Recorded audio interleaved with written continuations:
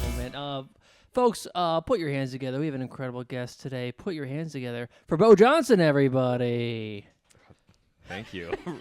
I like hands together is for the one producer in the room, which is still nice. It is like puts a little bit more theater to it than just us pretending to have a conversation in front of someone.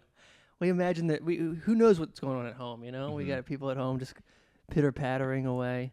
But bro, thanks for coming out, man. Thanks for doing the podcast. And you've been hanging out in Pittsburgh today, huh? I have, yeah. I've had the full day. I walked around your neighborhood. Yeah. Actually got it by me, and then I think I walked directly by your apartment without realizing it. Yeah. And then went to the Andy Warhol Museum. And you enjoyed it? I loved the Andy Warhol Museum. Yeah, man. I think we ran into each other in the like complex I'm staying in this morning. So I already told you this, just for the authenticity of repetition. But I'll go to like an art museum every time I'm on the road if I can. And this has not worked on stage, but it is like, I remember I went to the Dali Museum in St. Petersburg. Oh, interesting. And I talked to the woman at the front for a little bit, which is only of note because like she knew I was at the museum because we had a conversation. Mm-hmm. And then I went through the whole museum and I liked it. And then I was like, I feel like I haven't been here that long. And I Googled like, how long is the Dali Museum supposed to take? And it was like 2 hours.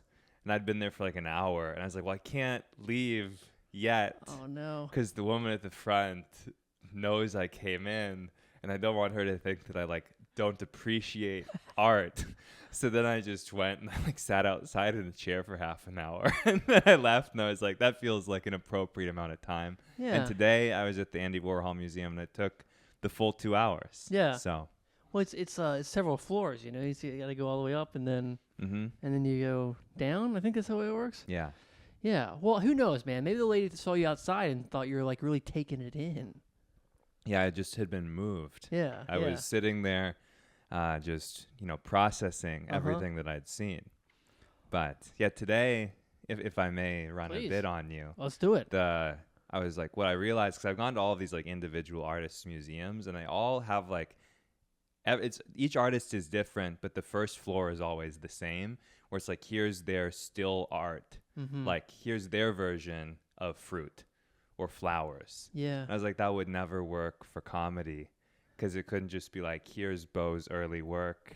And it's just like, I wish my name, like one of the early, I was like looking through an old notebook and one of the first jokes was like, I wish my name was Sam, so every woman I've slept with would be a part of Sam's Club. And you can't just be like, well, here's an example of Bo's early attempts at a sex joke. And it just does not hold up the same way. But yeah, very cool museum. Absolutely, man. Well, this is the Skullet podcast, and I mean, you don't know me at all, but I used to have a bald hair, and I saw this movie. I was actually influenced by art myself. Yeah. I saw a movie where Ed Harris had a skullet. Okay. Yeah. And from then on out, I've been growing it out. We're on episode. This is episode 19, so I've been growing it out for about 19 weeks now. Okay. And the first season is done when you have what you consider a skullet? Well, ChatGPT has different definitions of what a skullet actually is. This is Ed Harris. Oh, okay, good. I'm glad there's a. Okay, so the skullet genuine, like it potentially refers to long hair in this style. Right, exactly. So this might be a very long season or like a multi-season long project until you have this. The conceit at this point is 100 episodes. Okay. And I met your girlfriend. Remind me her name. I'm sorry. Very bad with names. Michaela, who seemed like lovely woman this morning. I feel like the hardest pitch for the podcast must have been Michaela. Yeah, well, that was when we first started dating. I said, just a heads up, I'm probably going to grow a skullet, And she laughed. She said... and she's like, oh, that's a great joke. Yeah. And then you're like, actually, I spent $3,000 on podcast equipment, and I'm growing the skullet. Yeah, exactly. And we've already printed the T-shirts. There's no going back. I'm committed to the skullet. Exactly, okay. Yeah. So I think she thought it was... Exactly, she did think it was a joke, and now it's not a joke, it's actually a nightmare. I feel like you have stumbled into, respectfully, one of the same unfortunate things that I have, where like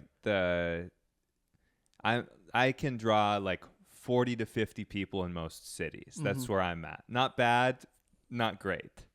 Like 10 people in each city think that I'm a big deal, and they are mistaken. Okay.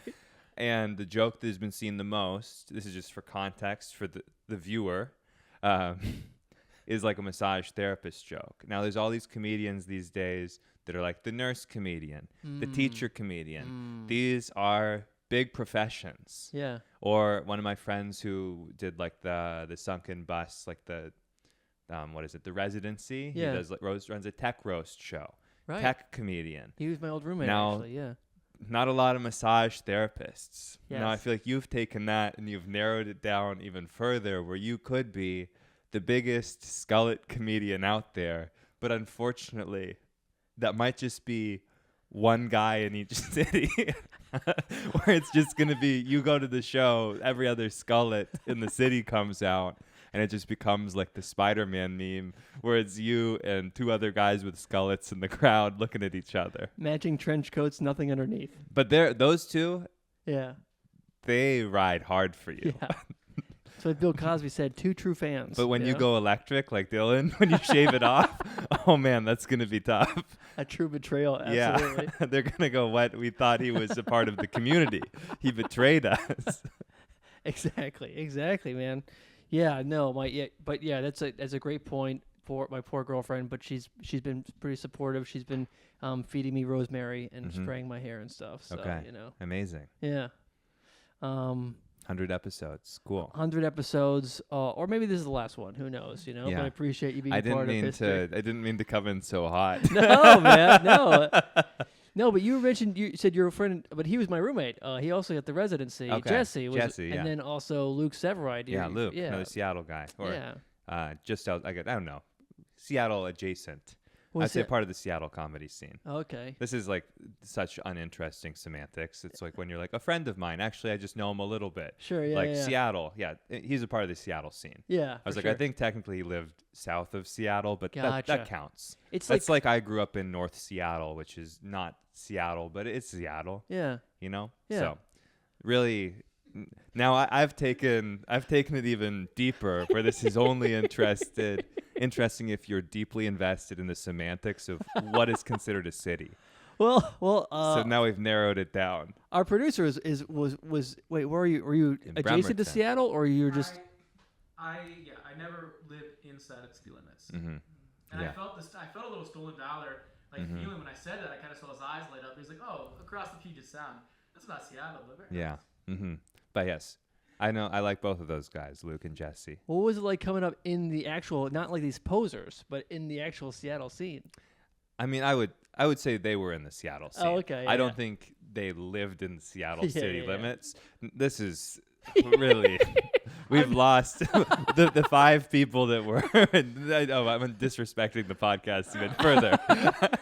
the 2 guys in It Skullet. was the 2 guys in Skullets who've been tuning in are like, we gave this guest a chance and we're done.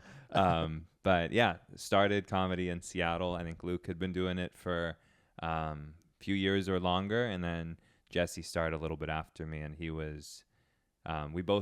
Jesse and I both worked at the same comedy club together. Oh, okay. Now forever foreclosed Comedy Underground, Oh, I'm sorry. my original home club.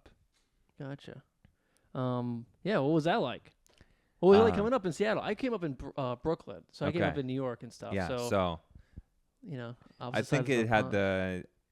it's different. I'm not home a ton right now, so I think it is probably a different scene. And I'm curious, Brooklyn, doing comedy in New York to start is so different, I'm sure, than Seattle. And do you do stand-up as well? Okay. So I wonder if it's like rose-colored glasses, but I feel like the comedy scene in Seattle was like the coolest it ever was when I was starting.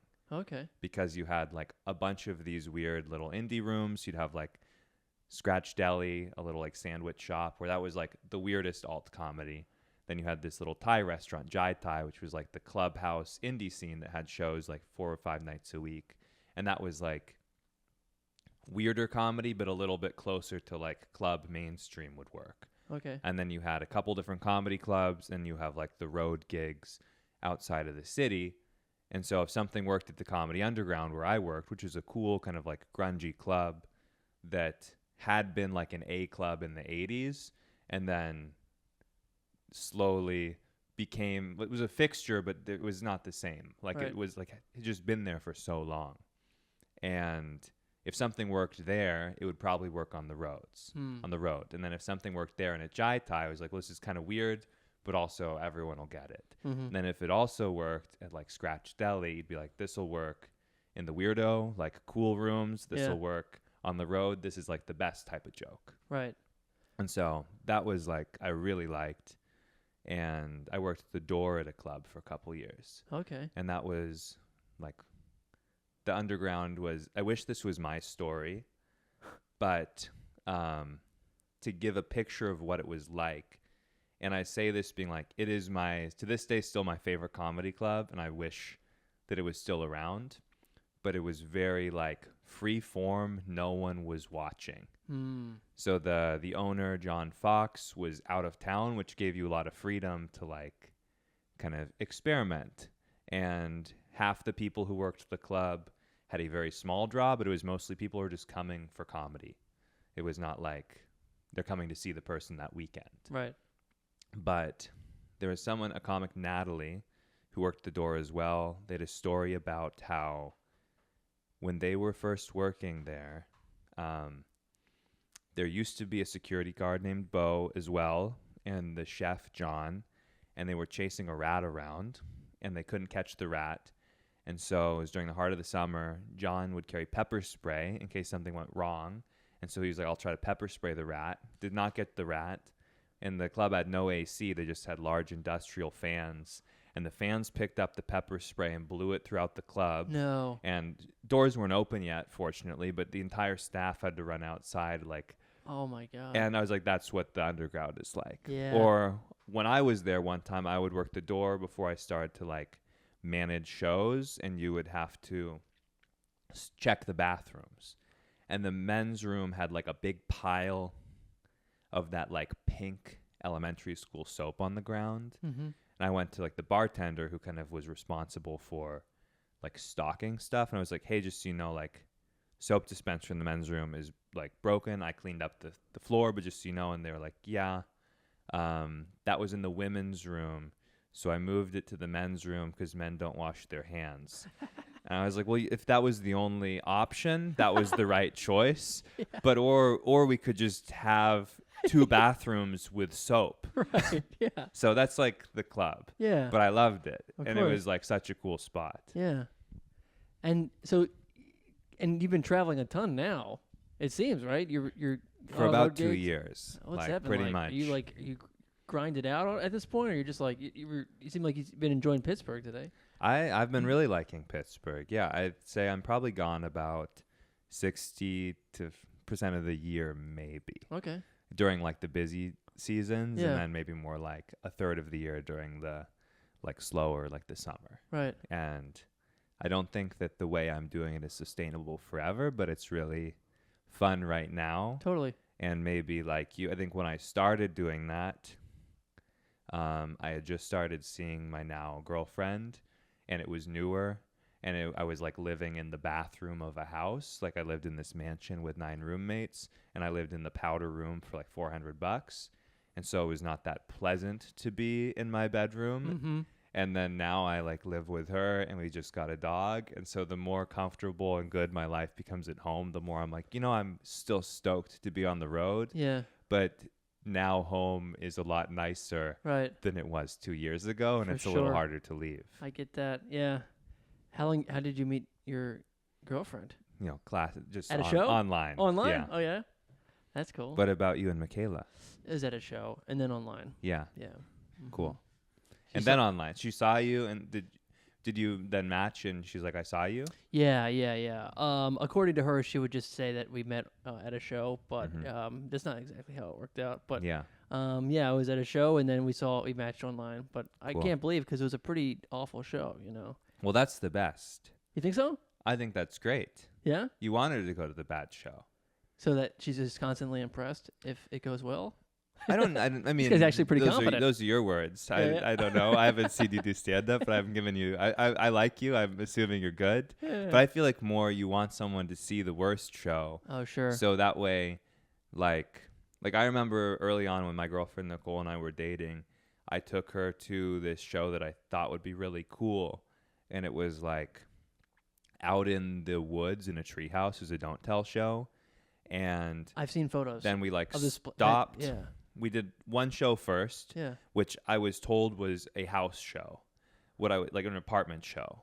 What I found out day of is that it was an old folks senior center show that I was cold opening for 30 minutes. And so I took her there, and it was as good as what you're imagining. Okay. And then we went to the outdoor like treehouse show that I'd done the year before, and it had been like magic. And the guy who owned that complex, like one person parked their car in the wrong spot, and then he screamed at me for 10 minutes while she was like there. Yeah. And then this is no one's fault, but it was advertised as a non-accessible venue because it's like a 10-minute walk through a trail in the woods, and someone just missed that. And then at the end of the night, me and the other producer's partner helped carry a man out of the woods, and it took about like 30-45 minutes. And we were at the point where we're like, we might have to like call the fire department because this is like not safe. Yeah. And he's exhausted. Right. And I was like, we don't want him to get hurt doing this. Right. And so that was like she was so cool about this awful, like what would have been with the wrong person, like a very, very stressful, Yeah. like she saw this horrible show. Then we go to my work where I get yelled at by an old rich guy. And then we're in the situation where someone might be in danger. And she was very calm and just like good spirits the whole night. And I was like, oh, this is kind of like cool. Yeah, that's really nice. Mm-hmm. So then good show. Like I was like, well, what? I don't have to worry that she sees an awful show.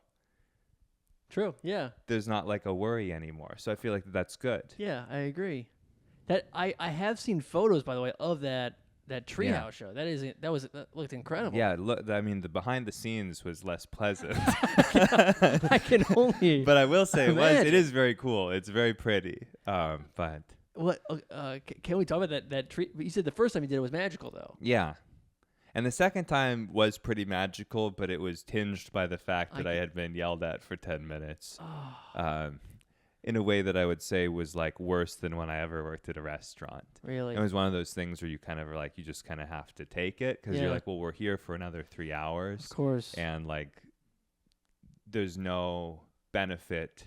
Like all you can do is like, just kind of stand there. Right. And be like, all right, okay. Yeah. Like, get your anger out. Uh-huh. And it was something where I was like, I will definitely, I don't know how you are mentally, but I will definitely take blame for things that are not my fault sometimes. And this is one where I was like, this was not my fault, and this isn't appropriate, but there's no benefit to like responding with anger. Yeah. How long have you been producing for Don't Tell Seattle? At that point? At that point, probably about a year. And how long has it been since then? Because you're producing, but you guys kind of have a team I out started one of my good friends from Seattle who just moved to LA, Alyssa Yeoman, who is very funny and is actually very funny. I feel like that's what you say every time, but is actually very funny. Uh-huh. That's like you need the producer button. Very funny comic, but genuinely is very funny. They were the first Don't Tell producer in Seattle and Tacoma. And then when, after the pandemic, my home club, the Underground, shut down, and I was like, well, I need a new infrastructure for like how to work on stand up and be involved in the scene in Seattle. And they were kind enough to let me kind of like step in and help them and take on some of the responsibility, which I really appreciate. And that first venue, we did it the first summer after COVID, and it was incredible. We did it the second time, and it was still like very special space. Yeah. And it was cool to have people come out into the woods and experience that. Right. I just was like, I can't put in the amount of work it takes to deal with this one guy For sure. For this experience. Yeah, I heard like I think it was in Nashville, they did like the Parthenon, and it was like, it's incredible, but also it was like the amount of work that took to actually the red tape and I stuff. don't mind doing the work. I was more just, we kind of collectively were like, this man is this guy is too difficult to for work sure. with. Yeah, totally. Anyway, really, really not interesting for a lot of people. But how long have you been doing the Don't Tells here in Pittsburgh? I want to say maybe 2.5 years or so. Yeah. What is the venue you've been the most stoked about, like that felt the most special?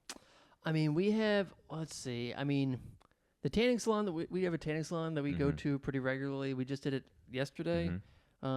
It's just super fun, man. It just like it's also, they've spray tanned me, which was a lot of fun. Okay, you know, cool. we did a different show there at a certain point, and like we had like I promoed my back with like like, where's the promo information? And it was just like my back with like the dates of the show and stuff.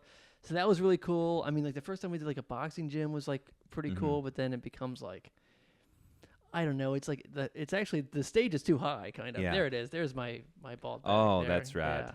That's great. Also, I don't know if you've ever been tanned before. You know what? You won't, when the skullet's fully grown, you won't be able to do that again. Or you'll have to tie your hair up. Hold my hair up. Yeah. Yeah, exactly.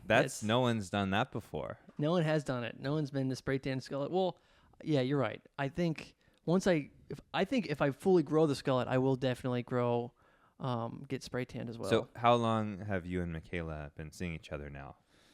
This will give me good intel about how long it takes for you to grow this amount of hair. Well, we started seeing each other maybe 6 months ago. Okay.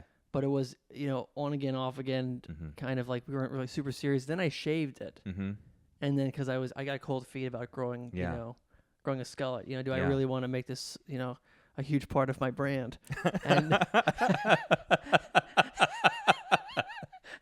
and then Tim over here, he's like, you got to do it, and I live with Tim. So it's really hard to, like Tim does this thing where he will actually, all my friends and family, he'll make them out of my life completely, So like all of my decisions are actually going through Tim. So at this point, it's just sort of like the outside world. I don't really know how the election's going and all, but I do know that I should just continue not shaving my head. Okay. Yeah. So your news source is Tim. Pretty much, yeah. It's going great. Yeah. Keep growing it, dude. Yeah. Everything's fine. I think that now that I think more about the timeline of you meeting Michaela, your girlfriend, and the Skullet, I actually think that it's kind of beautiful because you almost have a benchmark for the next steps in your relationship as the Skullet grows out. Yeah. So I think by the time the Skullet reaches maybe your shoulders or just past, you go, maybe it's time to consider moving in together. Right, yeah. And then as it gets down to your T-shirt, the sleeves, you go, maybe not quite time for marriage, but we could have the conversation about, do we feel like maybe that's something that we'd want down the line if it keeps going this way? Yes. And then the belts, you go, at this point, you probably should be really committing. Yeah. And I'm making some generalizations about the type of relationship you two might want, but I just throwing out there as a guide for maybe an appropriate timeline of commitment. Well, I think by the time it's on the ground, we can have, like how women have like the tail of their dress. Yeah. And they have like, I guess servants or whatever holding the dress while they go down the aisle. Servants? Which, do you come from money? No, but I thought it was normally like maybe like children were given like a role to feel involved in the wedding. I wasn't aware of like servants. I'm trying to remember the last time I saw a royal wedding, but it might have been servants or children or just very small question, people. When you go to a wedding and you see someone like taking around glasses of champagne, I would personally use the word waiter. But you'd be like, oh, which servant company did you hire for the wedding? I have servants delivering me my mail. I mean, this is wonderful. I have a hound, no dog. So that's what I want. That's my dream, is that I'll have like I guess children or waiter or wait staff to be holding my hair as I so get that married. that is kind of fun. Yeah. But yeah, no, as a benchmark for the relationship, absolutely. You know, I think it's also just like a lot of people have like, you know, they'll have like things on the wall of like how tall their child has grown. Yeah. But for me, I'll know based on how long my hair has grown. Yeah. You know what I mean? I think also another framework for the skullet. Yeah. I think if by the time the hair reaches the ground, if comedy isn't like where you want it to be, like whatever your vision for that is, whether it means like full-time touring, full-time podcasting, whatever your end benchmark is, I think if the skullet reaches the ground, it's time to evaluate. Maybe it's not going to happen. That is true. That is true. Maybe I need to evaluate, is this going the right way? Now, the bigger question is, what if the hair just stops growing? You know what I mean? It's like, at that point... I think that means you're dying. Listen. No, I'm no doctor, but I think that it's terminal. I think that it means you're I kind of feel like it's like Samson's hair. Almost. Yeah. Okay. Yeah. Mm-hmm. But you won't be quite as strong as Samson because you'll be like half as strong if it stops growing. Yeah, I feel like Samson had his strength because his hair was never cut, and also full head of hair. Sure, yeah. And that doesn't mean that you can't hold great power, but maybe only half the power of a full head of hair. Yeah, I think so. Yeah, for sure. Or another power, another superpower, not strength, wisdom, or something. Mm-hmm. Who knows what you get? Strength, wisdom, both great powers. You know. Now, what would happen if down the line? I'm not losing my hair a ton, but it's kind of like holding right here. Sure, yeah. Or I have some vanity. Uh-huh. I'm not saying you don't. Well, actually, I don't know. I'm sure you do. I don't know where it is, yeah. but yeah, let's just assume I have vanity. Maybe right? not tied to hairstyles. Uh-huh. No, I would say no disrespect, but that is a little bit disrespectful. And if you cancel the show you set up for me tonight, understood. That's reasonable. I kind of came in pretty rude off the top, and have not stopped. But if you were to ever go to Turkey, yes, I think if I'm doing better and this gets worse, I'm not. I would consider a trip. Yeah. To get my hair redone a little bit. Mm-hmm. I feel like they'd be like, would you want to, if you could, leave the skullet around and then just get a lighter?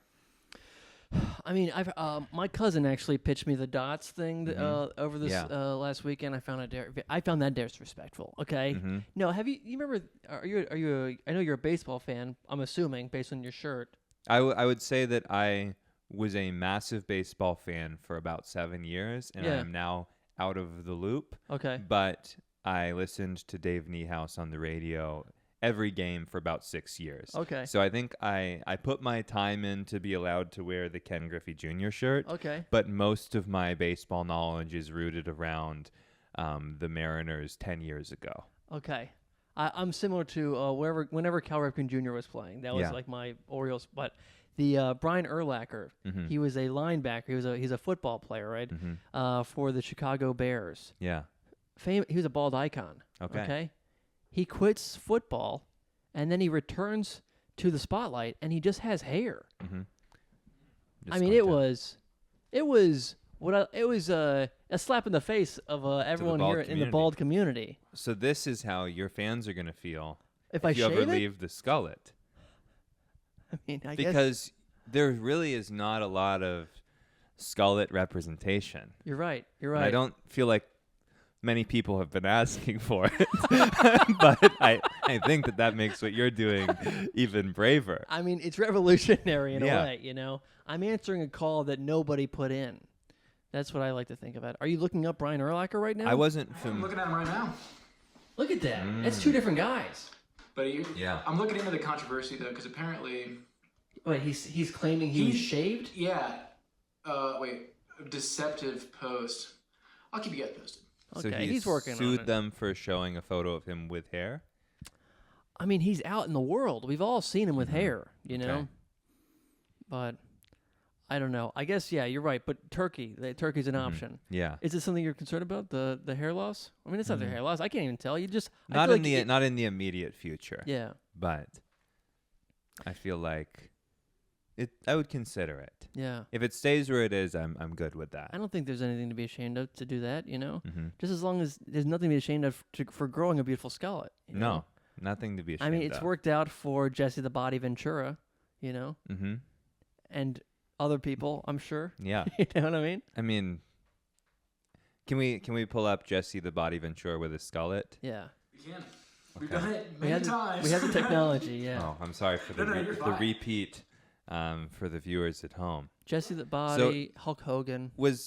Here's my question. Yeah. For the other men, Mhm. successful men Yeah. who have had the skullet, Yes. did their success predate the skullet? Yes. So you're kind of doing a fun inverse. I certainly am. Yes. Jesse the Body Ventura was a very successful Navy SEAL who became a pro athlete, or he became a pro wrestler. Yeah. And he famously tried to unionize the WWF, Oh, okay. and then Hulk Hogan betrayed him, Mm-hmm. and then he became the governor of Minnesota. That's the power of the skullet, you guys. Yeah. You know, I mean, it's that's almost another interesting.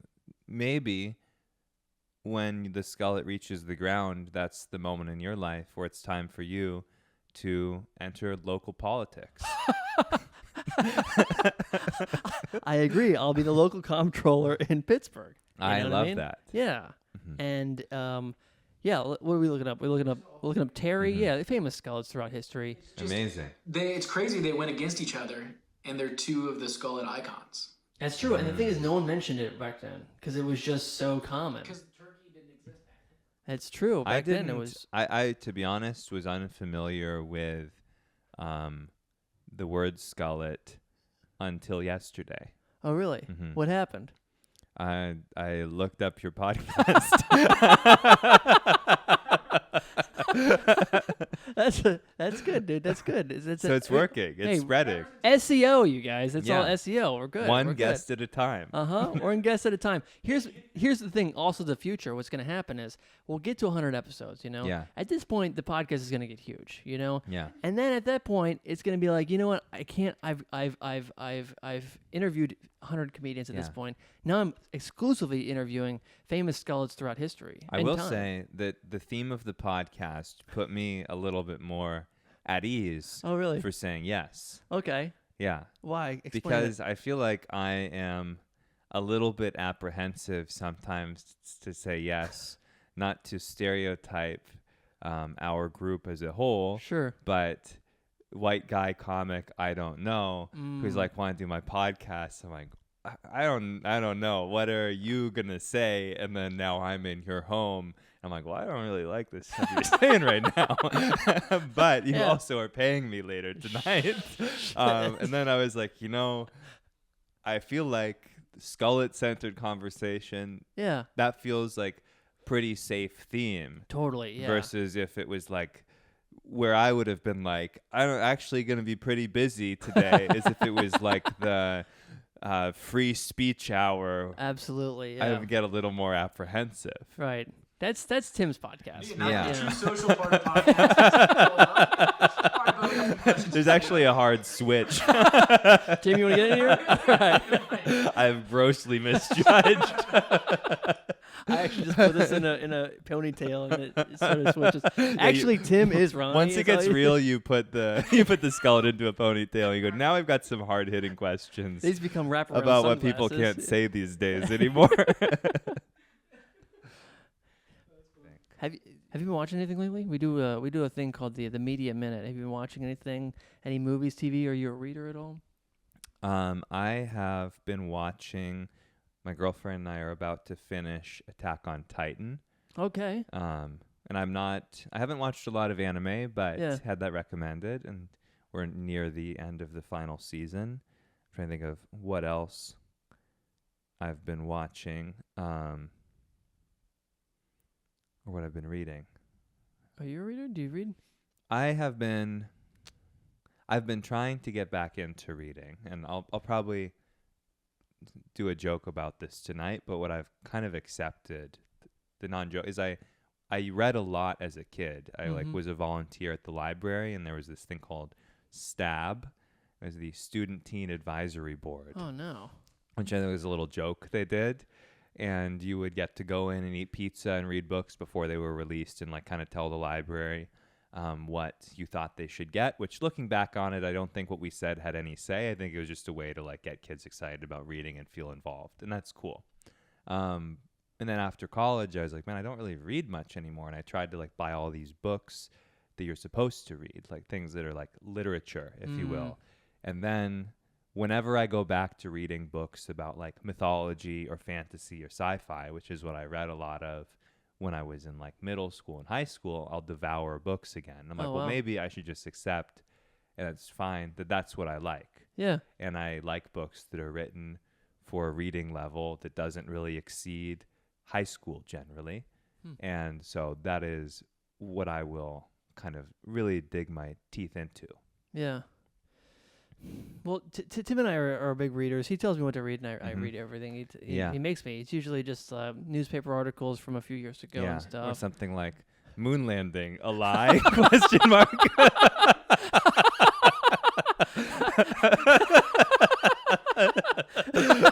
I remember. There's a lot of great science out there. I'm just saying. I was at. I went to Christmas with my girlfriend's family for the first time last year, and her sister had a baby that was just turning 1. So a lot of the gifts for the baby were baby scientist, baby astronaut, and I was kind of curious. I looked up, I was baby flat earth books. Yeah. And if you go on Amazon, there are flat earth books for babies. And one of them I found, I went into the reviews, and there was a negative review, which was this book doesn't actually cover the accurate science for why the earth is flat. And I was that's a fascinating negative review for the baby flat earth book. And it has kind of led me to the point that I think it would be, when I have the resources and time, I would love to write my own baby flat earth book and see if maybe I can corner a market that I don't feel like a lot of people are going for. Right. Mm-hmm. Yeah, I would love to hear just Bo Johnson reads flat Earth literature for kids. Yeah. That's incredible. I'm curious what other reviews I want that guy to has. kind of combine different conspiracy theories, though. I think that my baby flat Earth book will acknowledge that the moon landing was real, and that's actually how we found out that the Earth is flat. Oh, okay. Because we needed that distance. Oh, sort of that was sort of that's episode 1 or something. It's a prequel, I guess. Yeah, I do the negative. I mean, people, this is not an original thing to look at, but I do enjoy I feel like when you see a negative review for a business where it's so lacking self-awareness of the place they chose to go to. I remember when I was in Bozeman this past year, I went to the Natural Science Museum. Yeah. And I kind of I went on just to see is it a cool museum? Right. And I was reading some reviews, and some of the negative reviews were the science museum presented a lot of information about evolution, and I wasn't expecting or really looking for that. And I was look, I personally think evolution is real. If that's not your thing, live your own life. I think you're wrong, but also maybe if you wanted to have your beliefs confirmed and weren't interested in reading about evolution, maybe the Natural History Science Museum wasn't the right stop. Yeah. It'd be if I went to church and I was talked a lot about God. Well, okay, I don't know what you... This Mexican restaurant didn't serve pizza. Yeah. If you're willing, I don't know if this is if the Skullet podcast is like Netflix, where the numbers are not public. In which case, I understand. Sure. But just out of the curiosity of my growing interest in the Skullet community in America, or perhaps international. What is the Skullet listenership looking like? It's mostly Tim's mom, but Tim would actually know the numbers. My mom's a huge fan. Every episode, I think we average like 50 an episode right now. Yeah. But Well, you've got a big family, Tim. I know. It's my mom and everyone else in Ohio. Okay. Cool. About 15 episodes. Some some 15 or 50? 50. 50. Wow. 50. Okay, that's double digits. Yeah, double digits. We're shooting for triple. Mm-hmm. And we'll see where we're at. That's really the deciding factor. At 100 episodes, we're like, does he keep growing the Skullet? Is it worth it? Yeah. Are there? And my hope, I don't dream too big. So my hope is that maybe out of the 50 of you watching, I will resonate with 5 of you. That's great. And then follow him to Albany. This is a live stream. Actually. Oh, well, amazing! How many people are watching the live stream right now? No, it's not. Zero. My mom. Zero, and she's actually just upstairs listening. Yeah. Now there was a while where Tim's mother was actually she's a counselor. She was actually diagnosing people after each show. Oh, okay. Yeah. Allegedly. Yeah. Yeah. I don't want to know. Just throwing that out. If there's a diagnosis, I'm all right. I don't want to know. Don't tell me. I'm gonna get a message request from your mom, and she's gonna be like, "This is what you need to do." So this is the Skullet podcast. I started growing this hair. At the beginning, it was sort of like it was a goof, but the more I do it, I'm seeing it more like as an act of rebellion. So I'm curious, is there anything in your life that, maybe in the beginning, maybe your friends, family, loved ones were like, what, maybe, Bo, you shouldn't do this, but, you in your heart were like, I have to do this. So, Bo, what is your Skullet? Man, that's a good question. I feel like that's kind of there's a deeper question. Yeah. Something that I invested into that I shouldn't do.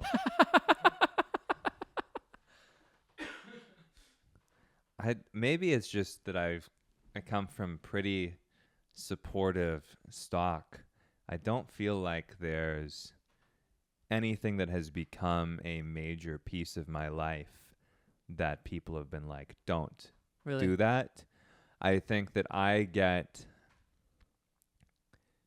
I will become invested in like long-term, I would say prank adjacent, where I will invest resources that maybe are not advisable into something that started as a small inside joke that generally only involved me. So maybe that would be an example. Do you have an example where of one?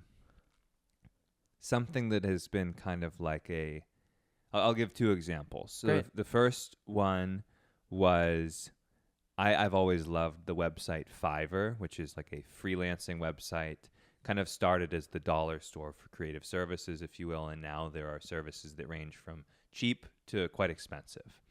And I had wanted to make some kind of like a short media project, mostly from resources on Fiverr.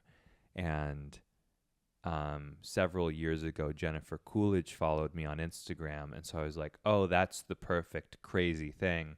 I'll make like a music video for Jennifer Coolidge to get her attention. And I'll hire someone to write a song on Fiverr. I'll hire a choreographer on Fiverr. I'll hire like what are different things. And then I spent about $5,000 making a short film that all evidence would point to never watched by Jennifer Coolidge and did nothing to advance my career. Oh my God. During the pandemic, what started as initially, unfortunately, genuinely sincere, not my girlfriend now, but my girlfriend at the time and I broke up about 3 weeks into the pandemic. And during the break, I, as a kind of like, speakers by the window, Hail Mary. Yeah. We would watch The Bachelor together, and Chris Harrison, the former host of The Bachelor before being fired for perhaps not fully handling.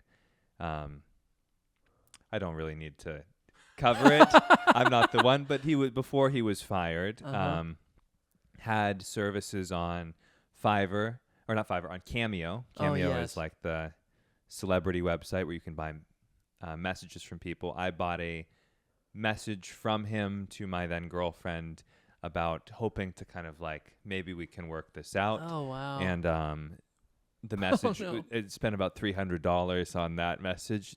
Was not received the way that I was hoping it would. And then I kind of, after we broke up, we got the stimulus check from the government, and I had quit my day job right before the pandemic and then went back to the food bank I was working at. And so I had money coming in.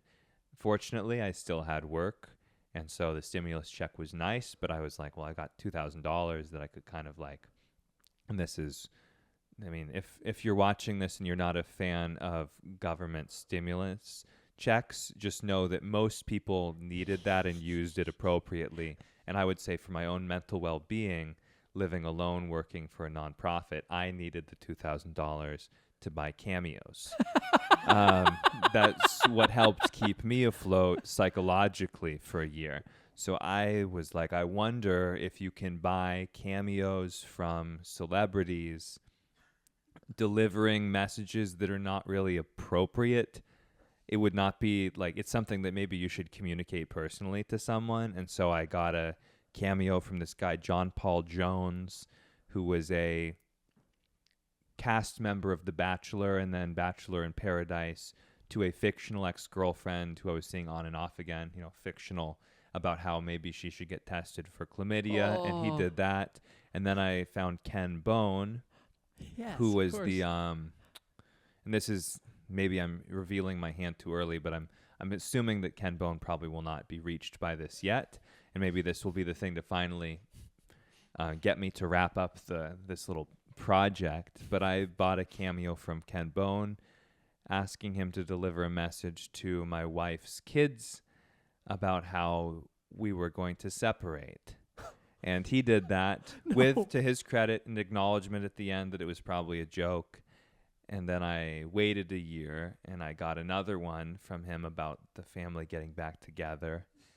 And then I did another one a year later about how he'd been, actually, no disrespect to your beautiful city, which I've now experienced and would love to live in, but how he had been unemployed. He was laid off, and his daughter, instead of going to college in Boston with her boyfriend, they'd all have to move to his sister's basement in Pittsburgh, and she'd go to junior college there. And he delivered, I think, actually a quite thoughtful message about that. And now I'm at the point where, and if you're watching this and you know Ken Bone, please, what I would ask is give me several weeks to wrap this up. I need to kind of show my hand and request a final cameo from Ken where I go, look, this has kind of been this little joke for myself that I've been buying and sometimes showing videos at mixed media shows.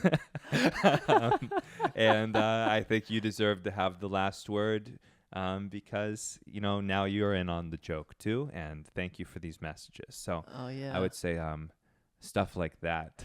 Sometimes people are like, maybe you're talking about how money is kind of tight because you do comedy for a living and you don't need to spend a bunch of money making a video for Jennifer Coolidge. And I would argue, I think that I do. That's beautiful. That's the craziest one. That's the best Skullet I've ever heard, man. Thank you. Yeah. Amazing. Well, Bo, thank you so much for doing the podcast, man. Folks, where can everyone find you? Where can Tim's mom find you? Hello, Tim's mom. If I would, here's what I like, if I may, one more thing I like about this podcast. Yes. I've never done a podcast before where if I do a live show, I would know someone came from that specific source. So know that for the next year, I will be looking out into the audience and I will be looking for Skullets. And if I see you, I will know that this was not an hour of my life that was wasted. Because that's the way that I view personal relationships, as resources. Every new friend is a new resource to use to further your comedy career. And that's what I view our new friendship as. Absolutely, a resource man. to Please. be exploited. Please. So if you are one of the 50 people, target demo 5 people of the 50, and you are curious what my stand-up looks like or want to know more about me, you can go to Bo Johnson Don't Tell set on YouTube, and that would be a little trailer for what my material looks like. And if you like that, Bo Johnson Comedy across all of the different apps. And if you go to my link tree in the Instagram, there's a little mailing list at the top. And I know this is a long pitch, but I have a captive audience of Tim's mother right now. And the mailing list is what I would love you to join in particular, because then I can take your information and sell it online for money. But more accurately, all of us, perhaps you have a mailing list as well. I do, yeah. It's the one way that when we're on the road, we don't have to spend hundreds of dollars reaching the same people who've already chosen to follow us, and it helps a ton. So if you want to know if I'm ever near you, or if you want to see, like, maybe eventually I'll record a live version of the weird Cameo thing and send it out via the email list. That's what helps the most. But I hope 5 of the 50 of you have enjoyed this episode of the Skullet. I appreciate it, man. Dude, thank you so much. I really do. course. Seriously, man, I appreciate you coming through. And folks, remember, not all growth is good, but just keep in the back of your head. Oh, yeah.